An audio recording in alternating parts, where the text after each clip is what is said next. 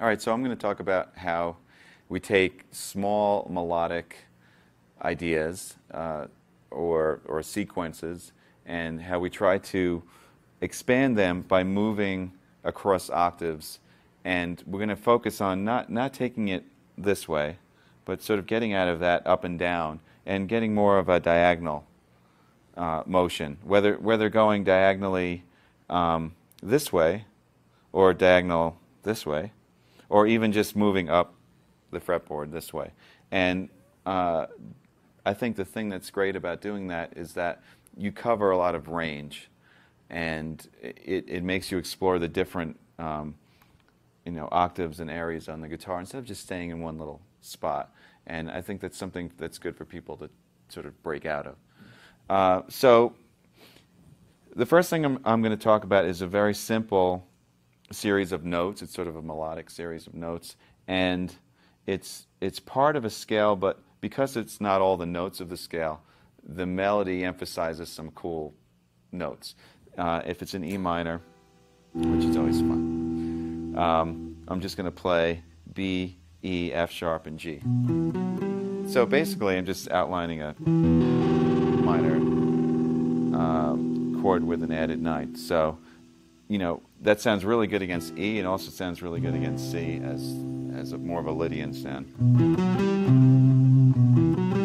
All right, so very simple to get used to. Just 1, 2, 3, 4. And then the next thing to do, and this is probably the easiest way to make something move diagonally, is just play it in the next octave on the next 2 strings. And the guitar is laid out perfectly for this, because you don't have to change fingerings at all. It's the same exact shape. You just have to move up to the next octave. So it would be right here.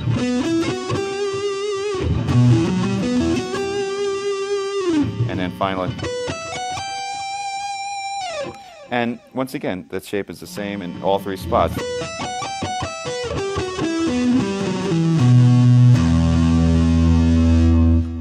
Now, as far as playing it, there's a couple of different things you can do. You can use it as sort of a melodic idea or basic areas for melodic ideas.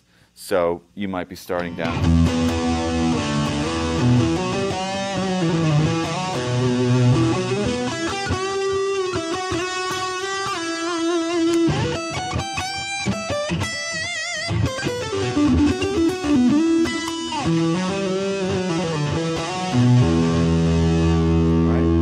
That's more of using it to play a melody and spanning the range of the guitar in 3 octaves.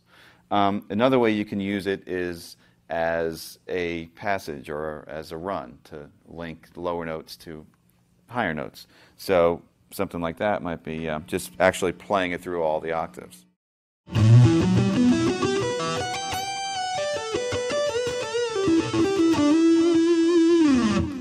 And up on top there, as I bent the F sharp, I was making a reference to the D major chord. And all that stuff, it sounds good to play different chords or to imply different chords over constant roots. Now taking the same idea, the 3 octaves moving diagonal in E minor, and by adding one more note to it, adding a C to it, it makes the pattern more conducive for playing faster type of licks as opposed to more melodic passages. So we're going to add a C. And what I would do instead of picking all those notes is I'd come up with a pattern that was involved a little bit of a hammer-on and slide. So more like... So I'm playing the first note, hammering on the second note, playing the 3rd note and the 4th, and then sliding.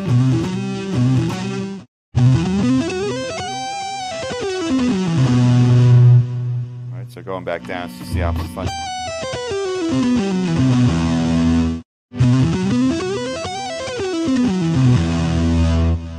All right, so that's ascending and descending. As far as the descending, I'm just picking, sliding down.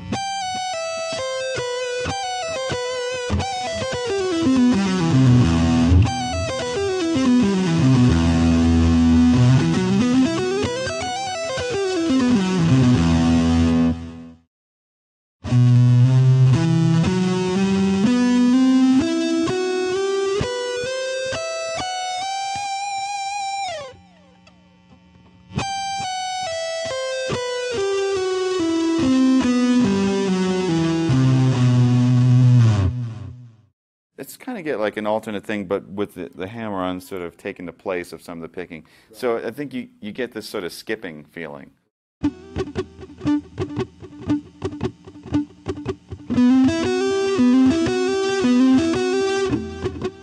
Yeah, it kind of feels like you're skipping. Same thing. So it's like...